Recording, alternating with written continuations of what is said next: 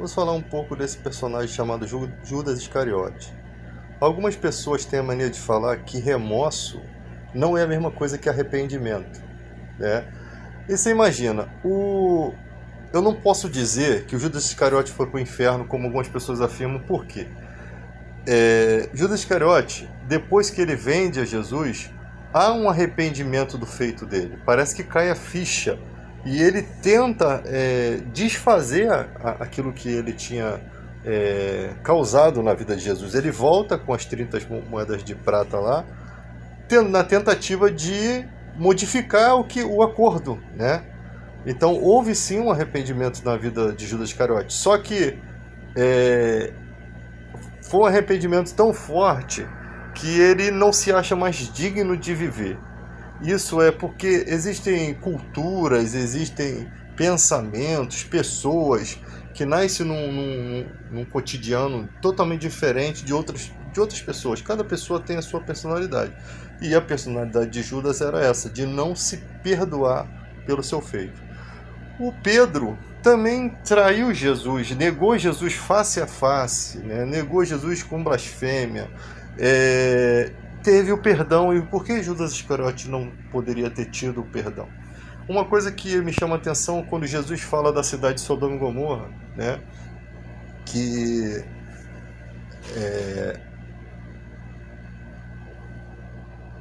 tipo, se os milagres que ele fez em Israel fossem feitos em Sodoma e Gomorra, aquele povo poderia ter crido em Jesus, né? E haverá mais rigor para aquele povo que teve a condição de ver Jesus e menos rigor para aquelas pessoas que não tiveram a mesma condição no dia do julgamento. Porque você imagina as pessoas que viviam em Sodoma e Gomorra, as que nasciam, né? E desde pequeno participavam daquela prostituição. Desde pequeno participavam no meio daquele povo cujo Ló se sentia oprimido morando naquele lugar. Um homem com a mente constituída, um homem que era um homem que conheceu Abraão, que tinha uma vida totalmente instruída, diferente, morando no lugar onde haviam perversões que atribulavam a alma daquele homem. Você imagina, se um homem assim teve essa tribulação, você imagina a pessoa que vive ali, nasce ali, acha que aquilo ali é o normal.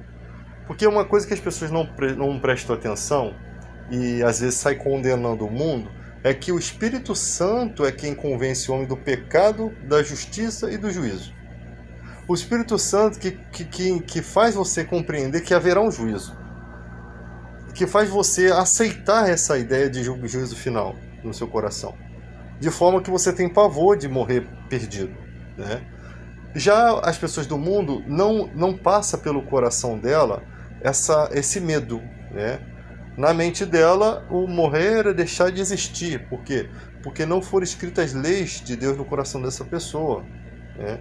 Então, a conversão, a atuação do Espírito ajuda. Olha a diferença do cristão: é tirado do império das trevas, transportado para o reino do Filho, é selado com o selo do Espírito Santo, é propriedade exclusiva de Deus, tem condição de se tornar filho de Deus, tem um intercessor que é o Espírito Santo que intercede por suas fraquezas, tem Jesus guiando, tem um monte de aparatos para poder essa pessoa ter uma vida condicionada a viver a palavra de Deus. Mas os de fora, o que é nascido da carne, é carne.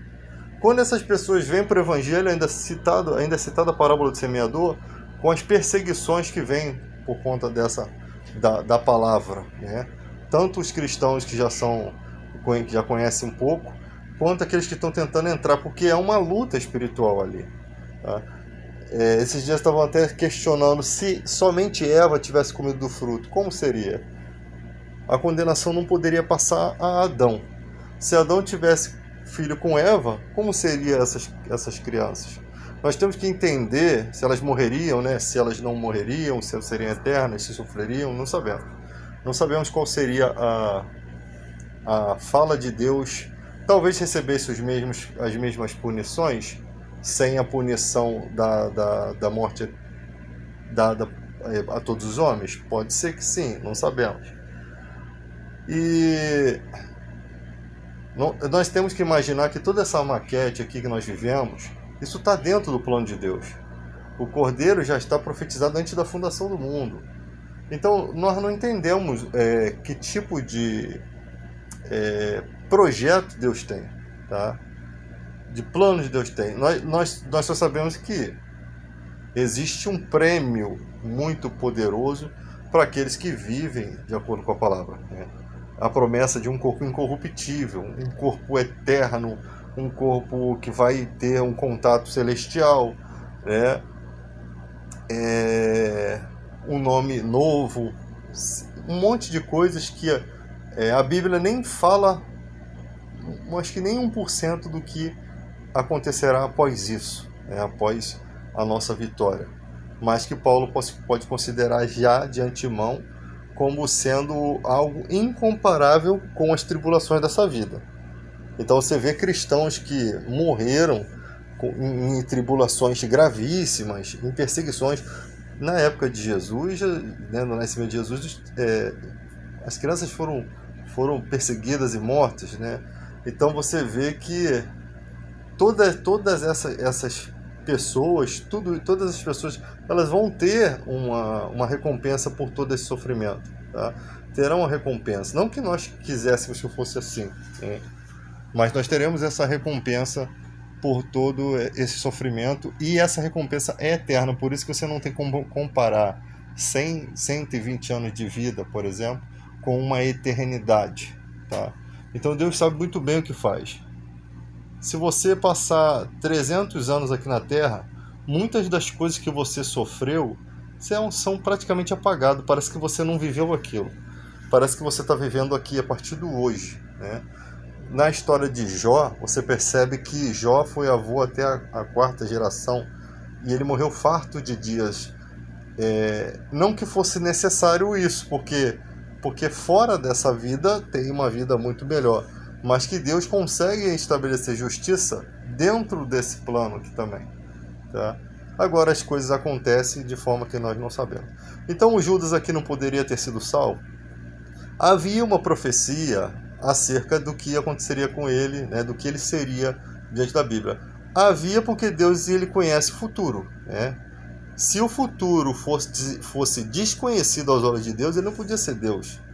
O futuro reinaria sobre Deus. Então, quando você imagina que não tem nada que Deus não saiba, né, até a quantidade de vezes que você respira, todas as coisas que irão acontecer, e você não consegue entender isso, Deus sabe.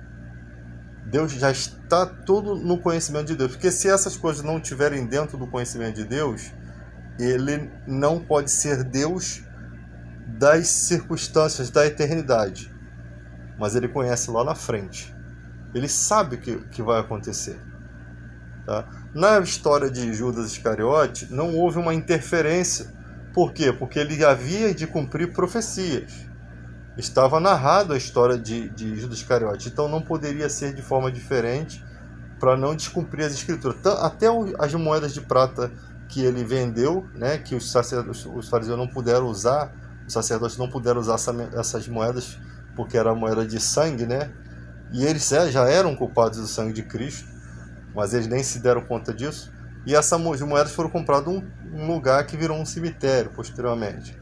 Então você percebe que está dentro da narrativa. O próprio Salmo, tem um Salmo que narra exatamente até as vestes de Jesus lançariam sorte, repartiriam, e sobre a túnica dele lançaria sorte. Ou seja, o futuro já estava escrito de como seria.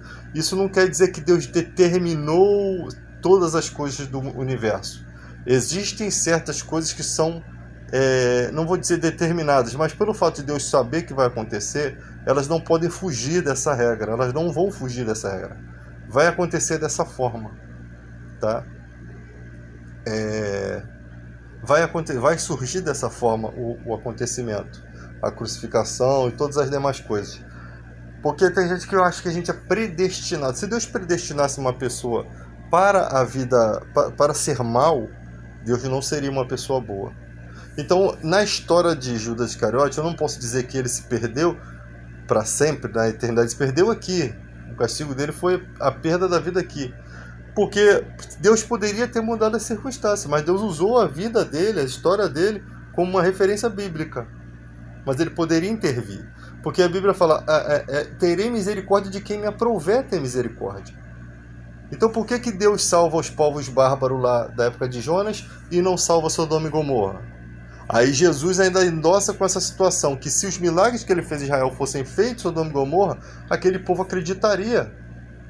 Então, tipo assim, se Deus quisesse, eu entendo que ele esteja dizendo isso, que se Deus quisesse interferir naquela história, interferia. Assim como interferiu na história dos povos bárbaros. Deus podia ter dizimado eles da mesma forma. Então, por que Deus escolhe uns para serem salvos e outros ele permite que se perca? Porque isso está dentro das perspectivas do que Deus quer, da vontade dele. Porque dentro da soberania dele. Tá? Se Deus, vamos supor, você deixa viver uma pessoa. Um exemplo. Deus deixa essa pessoa viver. E Deus sabe que lá no futuro quem essa pessoa se torna? O maior inimigo do povo judeu. E Deus permitiu. Mas Deus podia ter permitido a eliminação dele lá no início. Por que Deus permite chegar àquele ponto? Nós não sabemos. Deus, vendo lá o futuro, saberia o que aquele homem faria, permitiu que fosse dessa forma. Entende? Então,